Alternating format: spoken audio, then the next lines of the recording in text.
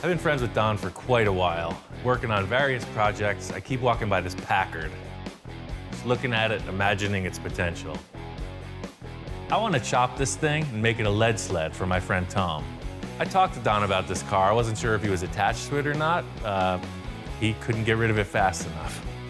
He had no use for it. It's been sitting here for 10 years at least, and it was a parts car, so it's all yours. It's amazing how you've taken the worst of the projects and done the best with them. It's easy to make a good car look good. It's the beat-up ones are the challenge, aren't they? I'm stoked. It's on. We're moving the car out. I've been looking at this thing sitting still for years. Finally, we're moving it. I get it out in the parking lot, and it's like all wrong. I was so amped up to get this thing in the shop. It's like I had blinders on, you know? I was just looking at it for what I saw as potential. Once I got it in the shop, I realized there was just so much ugly, I didn't know how to handle it. I'm just gonna start by chopping the heck out of it. No plan.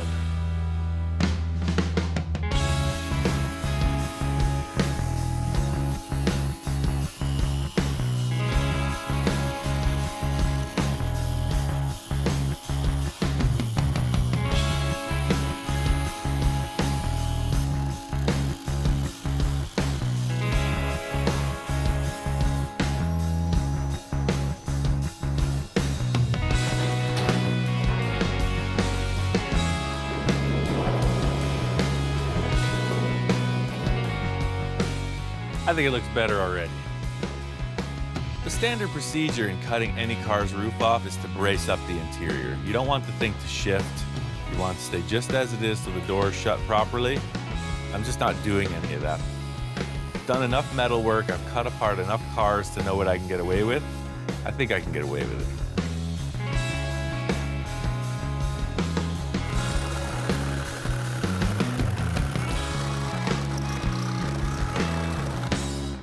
Aha! Cutting off the top was the right call. Now I just got to figure out the roof line. My friend Tom is a graphic artist. He's done a lot of work for me in the past with t-shirts and other designs. I took a side shot of the car with the roof on and sent it to Tom and just see what he comes up with. Maybe he's seeing something I'm not. He sends it to me and it's pretty rough. I see where the car has potential and I try to bring it to life on the computer. When I had gotten to my final rendering of the Packard, I sent it to Ian and I didn't know how he was going to react. Tom's fast. I get an email back the same day of this rendering, and it's pretty cool. He took the windshield and he raked it forward. I've never seen that done before. Typically, if you chop a top, you may rake the windshield back, but this one was so slanted back, he moved it forward and he put a nice slope in the rear of the roof line. Very cool design.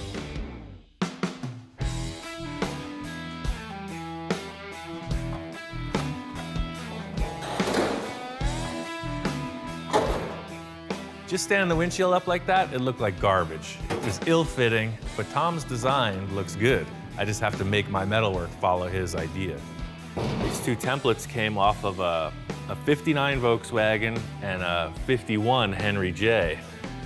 So you can see that their windshield angles are even more upright than where I'm at now with this Packard window. You can see how the side rails are really projecting upwards.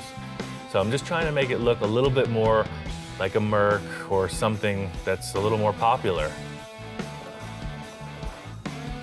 As I tilted the windshield forward, it was causing the center of it to dip below the cowl, the skin of the body. But the main problem I'm facing is these curves are designed to have the glass at the factory angle. As I'm raising it forward, the glass is falling down. So you can see the huge difference. This is about where the factory glass sat, way back. Something about fixed metal shapes. When you put them in a place they're not supposed to be, it's just unforgiving. It's kind of a hurdle to make this windshield look right. I tried a couple different options. I took a couple shims and I shimmed it up, moved the windshield around to get it sit more vertically. For now, I'm just gonna let this sit here, build out all of the structures around the side windows, that way it has strength, and then later I'll bring up this bottom lip. Setting up a chop like this without any direction is kind of dicey, so I'm just trying to feel my way through it, and that's by leading off with this windshield and figuring the rest out. This is really gonna define what the car looks like, setting up these door frame surrounds. It's also a structural part of the car, so I'm just trying to use what I have, make a couple splices, and just come up with a shape that I like.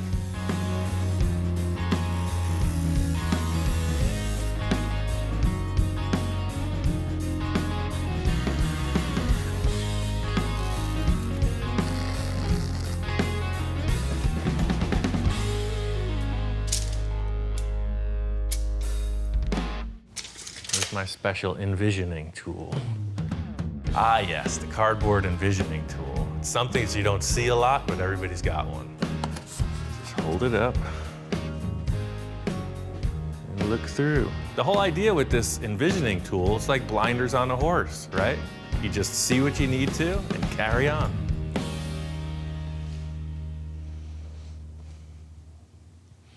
My job is done here. I'm liking how the sides of the car are coming out, but I'm gotta get this roof skin on. Thinking maybe the original one will work, even though I don't want to use it. I think I'm just gonna put it on there and just check it out. Once I got it back on in place, it seems like it'll fit, but it's still got issues. You know, it was designed with this big bulge in the rear, and I'm trying to get away from that.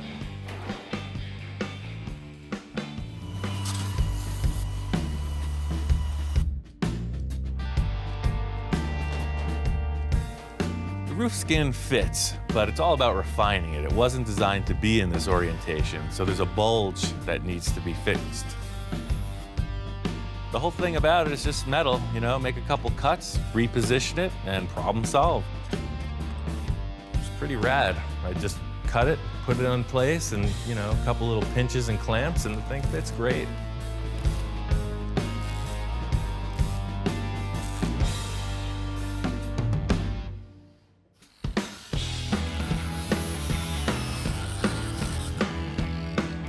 I'm gonna take the whole rear portion of the roof and just tack weld it back in place. It's at a totally different angle, but it seems like it's flowing. It lines up pretty darn good. The main concern for me now is what's gonna happen in here.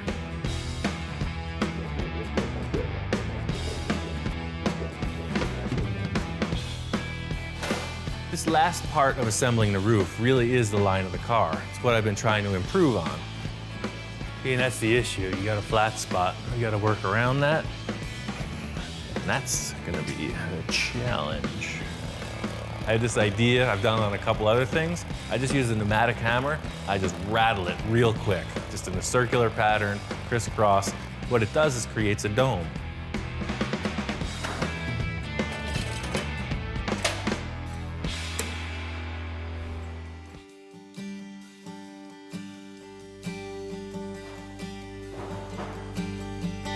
Uh-oh, there goes the neighborhood. What's up, man? Wow.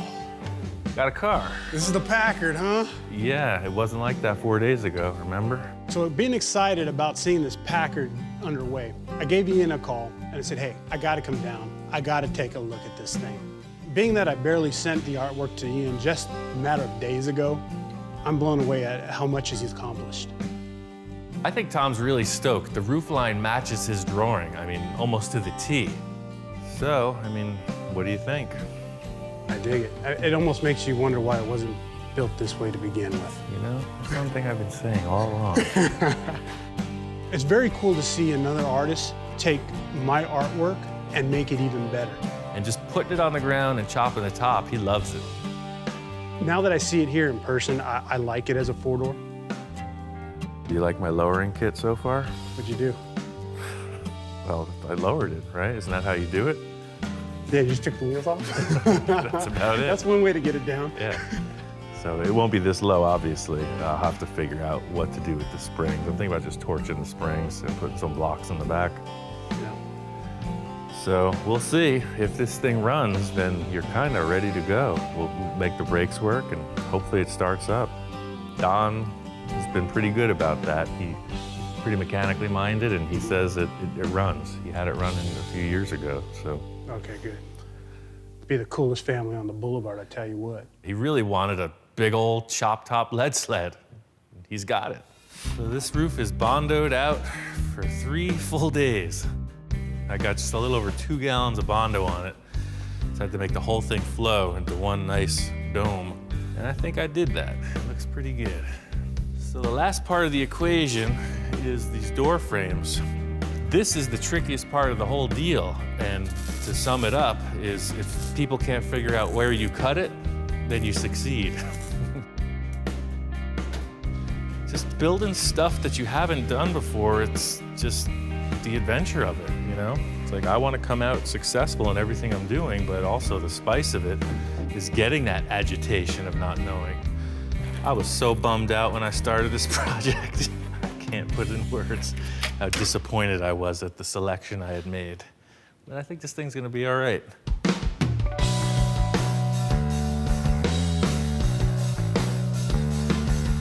All the body fillers set. Eastwood gave me this urethane high build primer, and I'm just gonna coat the whole car with it. 3 heavy coats, because it's a filler primer, and then I can come back and block sand it.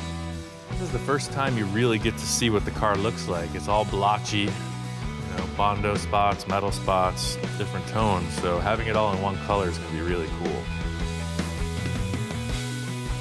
Once I get this thing all one color, a good primer coat on it, you're really gonna see what the car looks like. And that's really what I've been looking forward to. This chop top is what makes the car. It's looking good. It's like a one-piece, one-color car now, but I gotta see it at ride height. One of the things from the start was how tall this car was, how high it was off the street. I'm looking to get a 4-inch drop out of it, easy.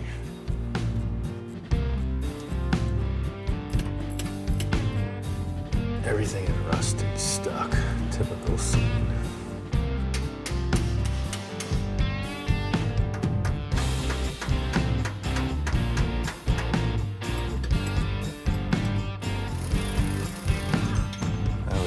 This part of the job. In case you're wondering how my nose got so rearranged, doing exactly this. No joke. The coil spring shot out of the car, hit me in the face. That's a big piece of metal that hit you in the face, huh? This is the old school lowering technique. Before there was all these fancy kits and airbags and yada, yada, yada, you would cut the springs or you would heat them with a torch. Those were the options. So I'm doing it just like they would have done it back in the day. So I started off by cutting just about 2 coils off, a little bit more. It's hard to say exactly what the drop's gonna be until it's installed back in the car, because the spring rate changes, you really can't calculate it. So I'm just gonna cut both springs to match and set them in the car until it looks the way I think it should.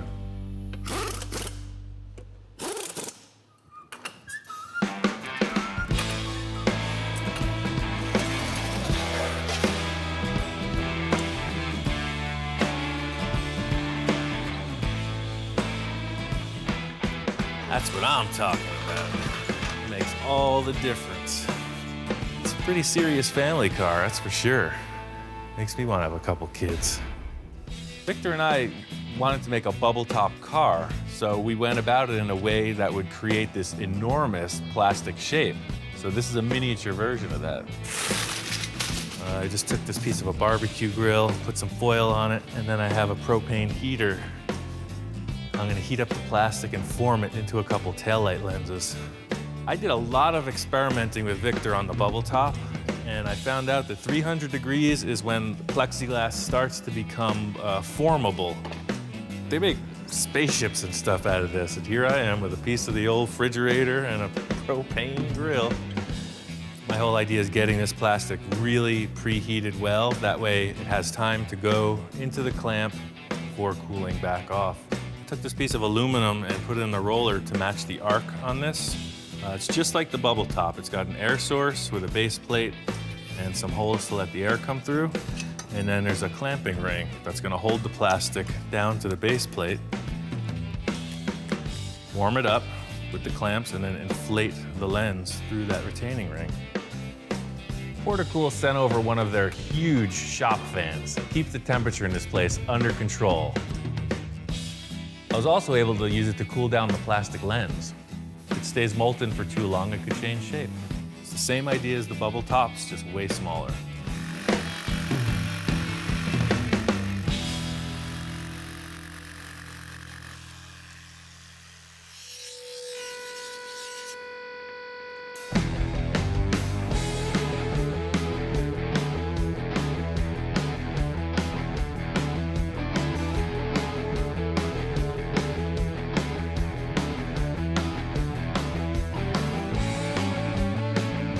This thing's pretty much wrapped. I'm excited to see Tom's reaction when he sees it.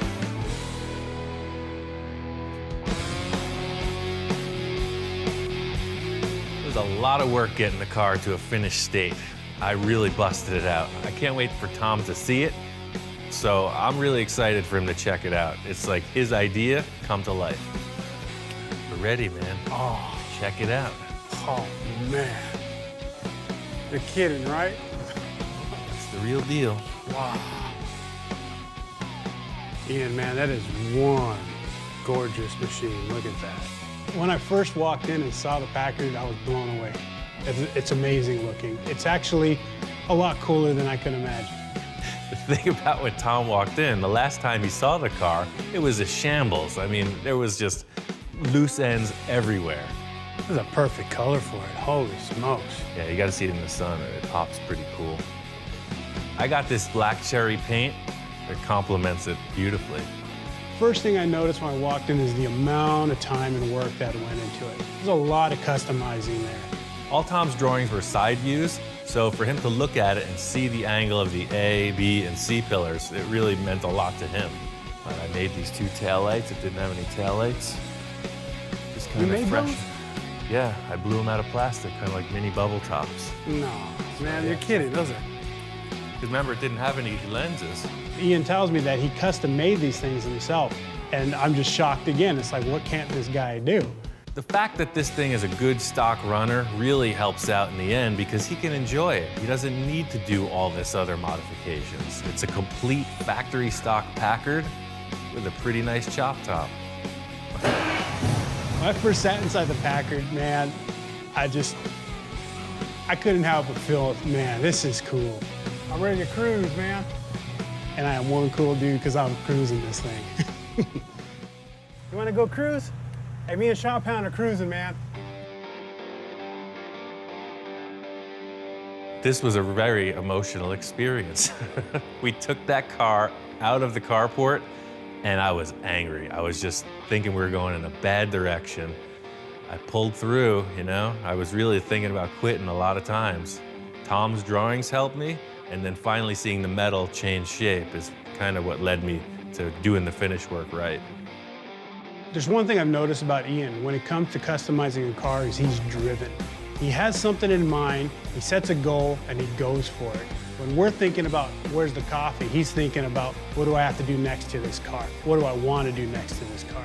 And he goes for it. The whole deal with this is I was trying to help Tom out. He's done a ton of work for me. The least I could do is return the favor. So to really push my limits as far as the fabrication and finish work, it's just something to say thanks to Tom. It's really indescribable. I can't talk about how grateful I am because there's no words to express it.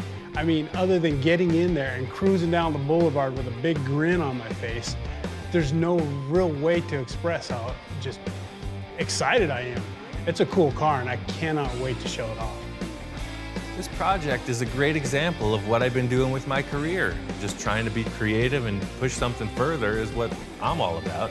Just trying to discover new ideas. Keep the people happy, give them what they want, on to the next.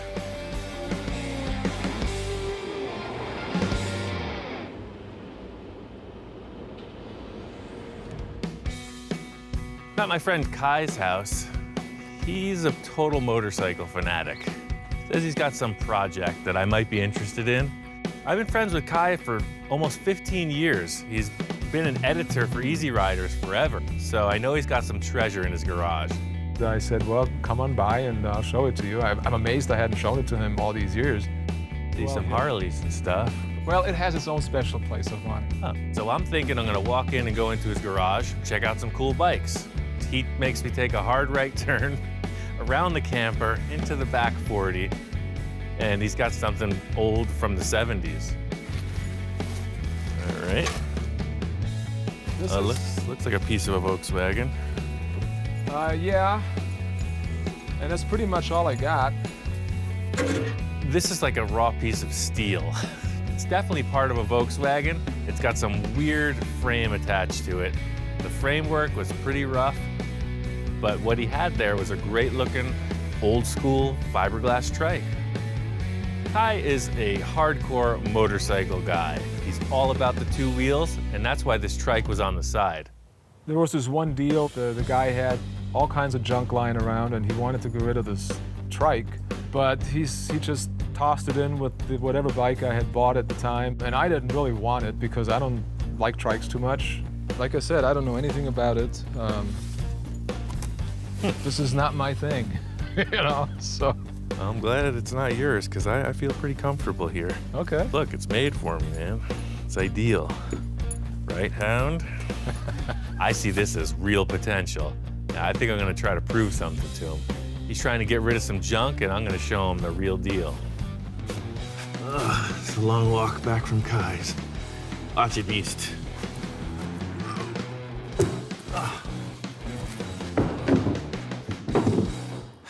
It was just a burning question why this thing was disassembled and thrown in the backyard. That's the telltale right there. Somebody crashed it. But it's all about this fiberglass body. That's the thing. I don't know what those people were thinking back in the 70s, because this is a pretty wacky ride, all in all. But that's what I like about it. It's weird. Standing on their own, the front is one look and the rear is another look. You got this really cool, almost like a waterfall setup with multiple levels here. And then it goes right back to this strange faceted cubist thing. So it's two different styles completely. It's just gonna be a couple little changes. The first being I'm just gonna rebuild the whole motorcycle.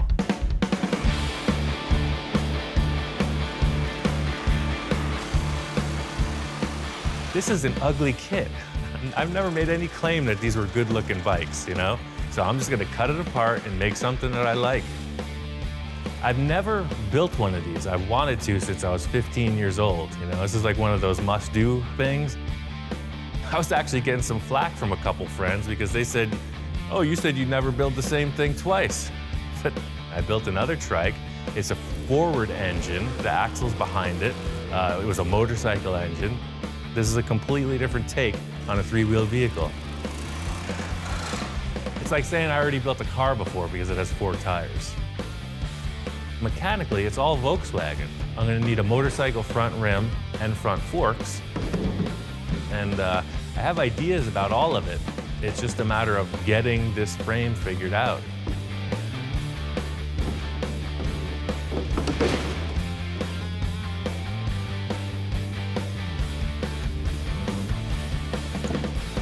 Yeah, it's just small. I didn't realize they were this small. Or maybe I didn't realize I was this big. You see pictures of guys on them and they just look like, yeah, you know. But my legs are almost as long as the thing. So the handlebars are right here. It's like a little mini bike. I want my arms like this. Well, fortunately, the frame is trash. So all I gotta do is cut the frame off and I'll just make a new frame. Pretty simple. Yeah. Let's get to it.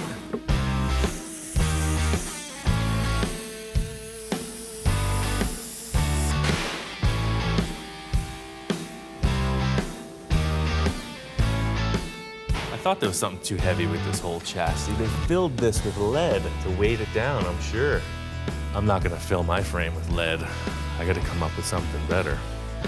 So that means you need some weight on the front. I think I'm gonna have to build a very heavy chassis, which is cool. I'll make a cool tube chassis and just try to keep the weight as forward as possible, probably with an 8-inch stretch from where it was. So I'm just gonna cut this fiberglass body in half again, set the back on, and just see where the nose ends up. I'll put it 8 inches away from where it was and see how it looks. We're gonna do a little milk crate mock-up. Hey, look, this is been done by all the great builders throughout time. See, now there's a little more room. Handlebars here. It'll be easy to do. Well, one thing Rich told me about was the rake of the fork, you know, the inclination of the fork tubes. He's talking about his headset being at 58 degrees. So that's where I'm really starting off the whole thing. I set up this jig here. All this is gonna do is put that same diameter tube at a 58-degree inclination. I don't know what that means technically, but that's what the old man told me to do. He's been doing trikes for years, so I'm not gonna reinvent anything. For lack of a better term, this is more of a traditional build. You know, these trikes were happening in the 70s as kits. So just like the hot rodders were all building their cars for the purpose of speed, these things were all built with some kind of weird style in mind. And that's all I'm trying to do with this. So the only thing that's going to determine the arc in these tubes is the shape of the fiberglass body. I'm going to use 1.5 DOM. It's 1/8 wall tube. It's roll cage stuff. And I'm going to come forward with 4 tubes, almost like a truss. They're going to come forward and curve up below the fiberglass body. The old frame was a really basic shape. It was a rectangle tube with a gusset in it, and no wonder it bent. My challenge is to create a metal structure that's cool looking and super strong. Now I'm gonna try to one-up this design by making it look a little cooler and way stronger. I'm gonna use 1.5 round tube, DOM, it's roll cage material. I'm gonna curve it so that it follows a nice graceful arc, just like the neck of this fiberglass body. And I'm gonna make 4 tubes, kind of like a teepee on its side that goes right up to the headset. Massive curved tube steel structure. Just to fit these up real quick, I'm gonna tack it in place.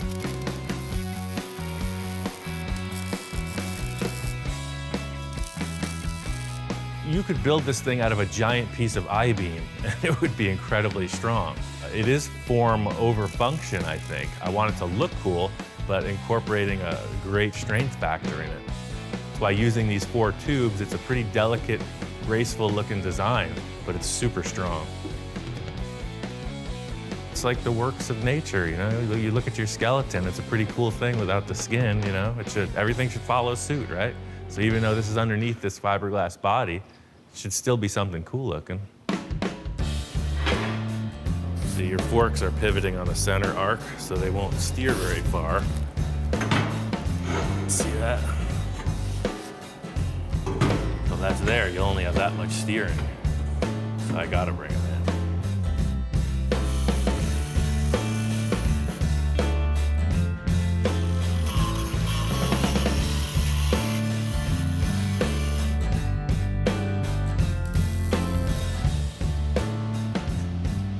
Now it'll steer. See, before the tubes were so wide that these things wouldn't turn, but now it's fine. This piece is gonna get cut back out. My whole concept is just fitting these tubes up to it. That's why I'm only gonna spot weld everything. I'm gonna make 2 more lower tubes the same way as I did the upper ones. Put it through the roller, trim them back. That's next.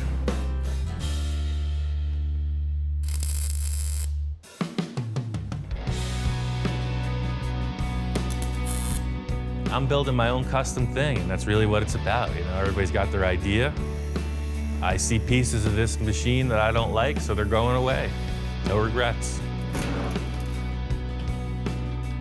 I think I'm just gonna come vertically with 2 round tubes and just some kind of an angle iron straight across.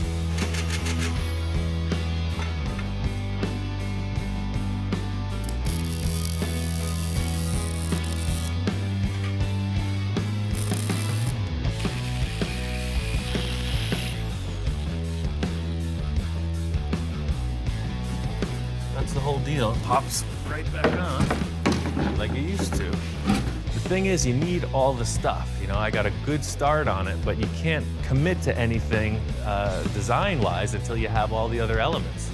So I still got to get rear tires, an engine, and transaxle. Score. On to the next. There's this guy who's at every Pomona swap meet. He specializes in vintage rims. So sure enough, he's here. These are typical 1970s slotted mag rims. You see them on every kind of vehicle done in the 70s for sure. Here we go. I didn't come out here for recreation, you know? I'm on a shopping mission. So I got the engine, I got the tires, the rims. I'm feeling pretty good about it. The transaxle is kind of a touchy thing. They're expensive for good ones, so I'm gonna talk to my friends, see if I can't just get a used one that'll work.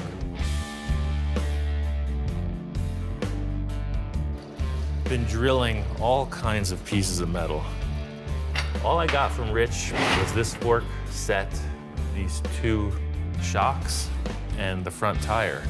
So I need to get bolts, bearings, bushings, metal plates, lock washers, the whole deal. The big challenge is to make this whole assembly look good and operate properly. And it's really custom tailored for this bike.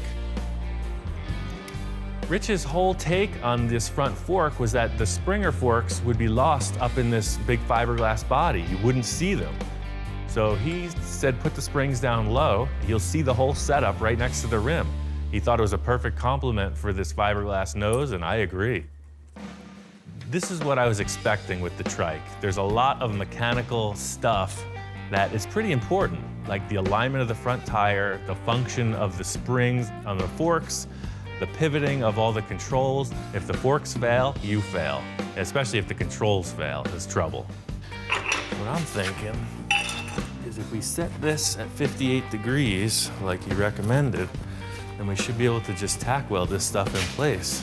Setting up the rake is very important because the old dude says that's what's up. So I'm paying a lot of attention to make sure that it's to his specs.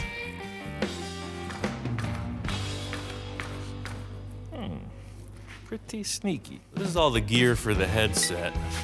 Yesterday at the machine shop, we blueprinted this pretty much and set up these holes so that they match what the existing lower bracket has. So just for simplicity, I'm gonna commit to this. See, I bored that center out yesterday, so a 1-inch will fit right through there. For me, the first step is this upper plate. See how it'll go on here? That, and then the bolts will go inside like that. See, that's the setup. But I don't want a big plate on top of the forks. That looks funny. So I don't think I need to tell you that. I'm gonna trace out a shape around these bolts, trim this plate back, and then trim the fork legs. So you may be asking yourself, did he just cut that with a wood saw? Yeah, it's a carbide tipped saw you would use for wood. They go through aluminum.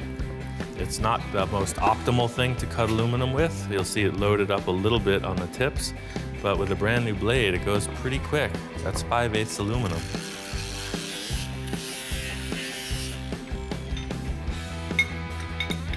I'm gonna put these in place just to hold them. I'm gonna weld the sides in first, and I can take the plate off and weld the top.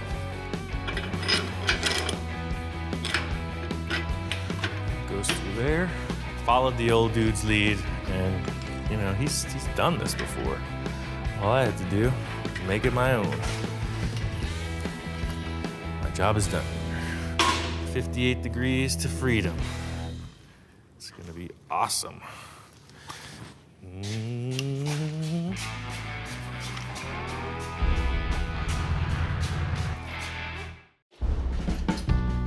Need a VW transaxle. Don says, hey man, I got something, it used to work, it's been sitting for years and I don't want it. So no matter what condition, if he says that it's gonna turn all the gears, then I'm cool with it. It is ugly, but I got some degreaser and a seal kit, I'll make it happen. Just thinking about what these tires are gonna look like on here, you know? I'm all about putting this thing together right now.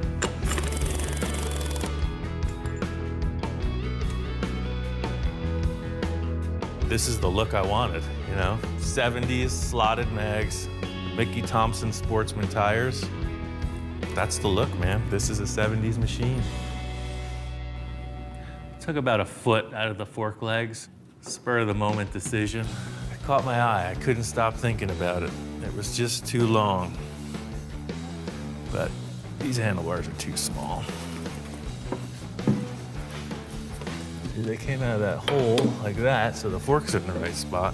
But see, they just look a little too dinky.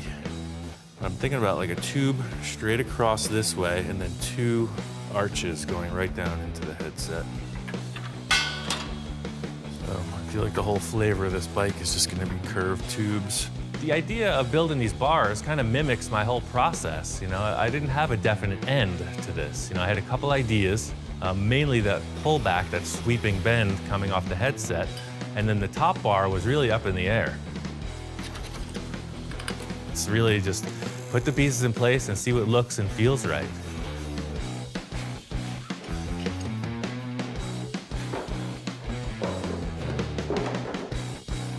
I think I could live with that. You know, I had about 4 different ideas in 20 minutes, and something happened. I ended up with handlebars.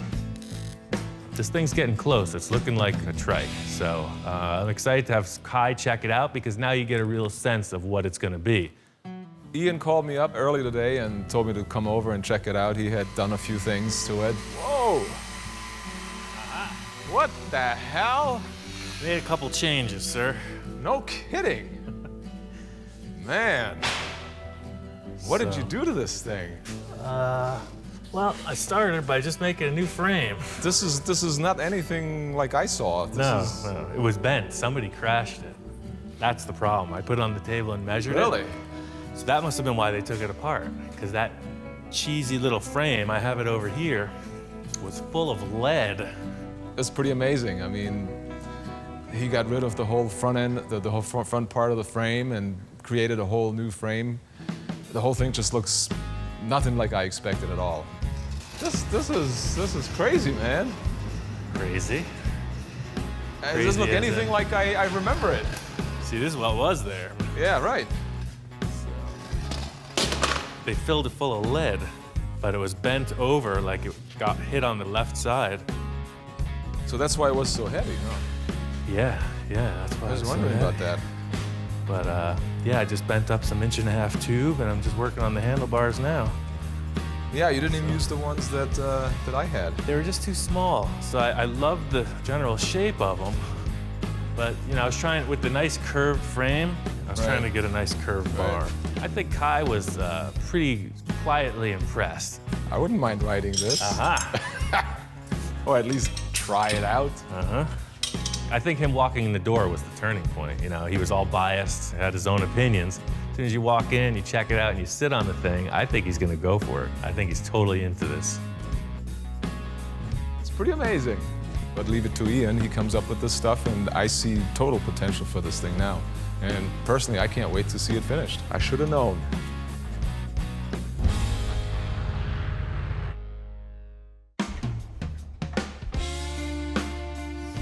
Trying to get some floorboards made for this. I was thinking, this thing needs a little more weight in the front, and especially safety-wise. I was originally thinking like your feet would just hang down on some foot pegs, but seeing how light this thing is in the nose, I think putting a full tray, like a skid plate underneath that incorporates as a footrest too. That's pretty funky. That's what I'm looking for.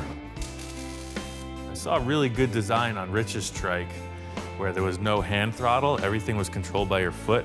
I thought it looked really clean. I'm not gonna copy his design directly, but it's definitely the inspiration for this. Typical motorcycle arrangement, you have your throttle on your hand grip, your clutch on your left hand, and your brake, your front brake on your right. I'm gonna try to make these bars super clean by using all foot controls. I had these old excavation stakes, the big hunk of steel, but it had pretty neat, evenly drilled holes in it. So I just picked one hole, enlarged it to fit these tubes. I had the old shifter lever from the Trike, so that fit as a sleeve. I'm gonna use it as a bearing on this center one.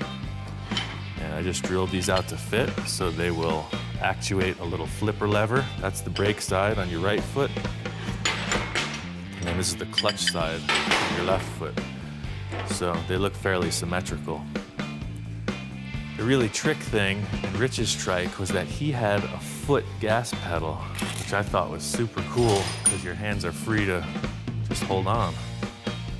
So I took this 3/8 rod I bought, and that fits right through the tube on the brake pedal. So this will have a third component that will be some kind of a lever here that as you turn it, this will have the throttle pedal.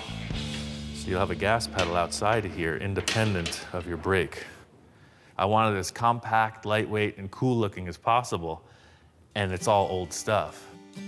This component is going to be welded shut. It's a one-time deal, and the only way to test it is to put it on the bike. So, stepping on the clutch, oh yeah, it's totally easy. It works.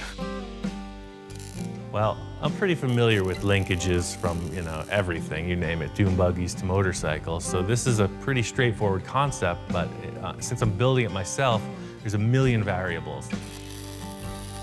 I'm just working with what fits closest to this design in my head.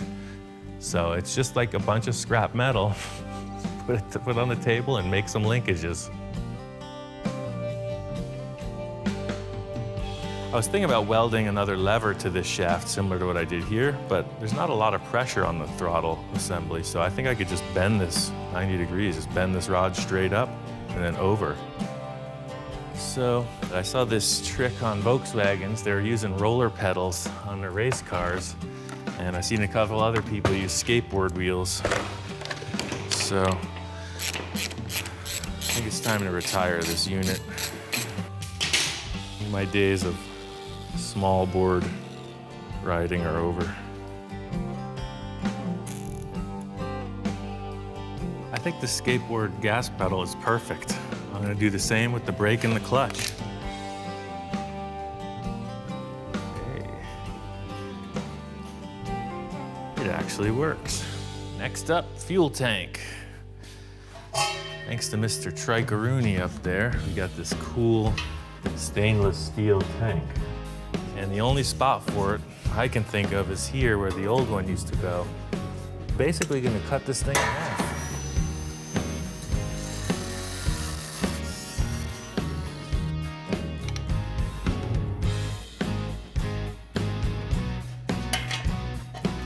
All right, so this thing's gonna go in the vehicle right about here.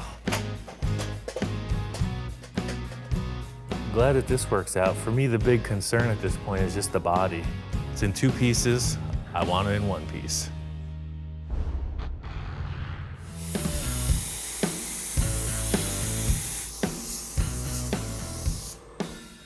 All right, it's the moment of truth.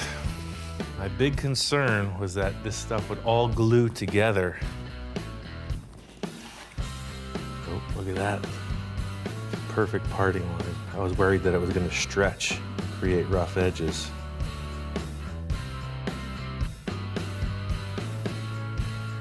Quality control. Here he is. What do you think, man? I'm pretty happy with this. It would have been easy to overdo it. So I spent a lot of effort to underdo it. I think it's paid off. Everything here is what I was thinking. The tones are right on. I think if I clear coat the whole thing with this really fine metal flake, it's just gonna give a little pop in the sunlight. And that's it. I think this is pretty classy. It's not overblown. It shows off the body lines. And it's full custom.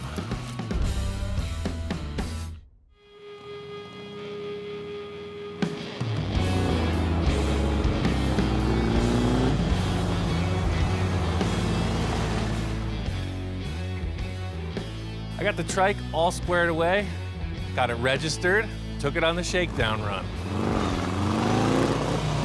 The whole thing was figuring out how to ride this. You don't lean into it like a motorcycle. So before I got on the road, I took it out to the park, did a couple wheelies, a couple slides in the dirt just to see how it felt, how stable it was. And this thing tracks great. The whole thing is that this was purely inspired by other people. There was no check and balance like on other projects. So having the freedom to just do whatever I want, it's really cool.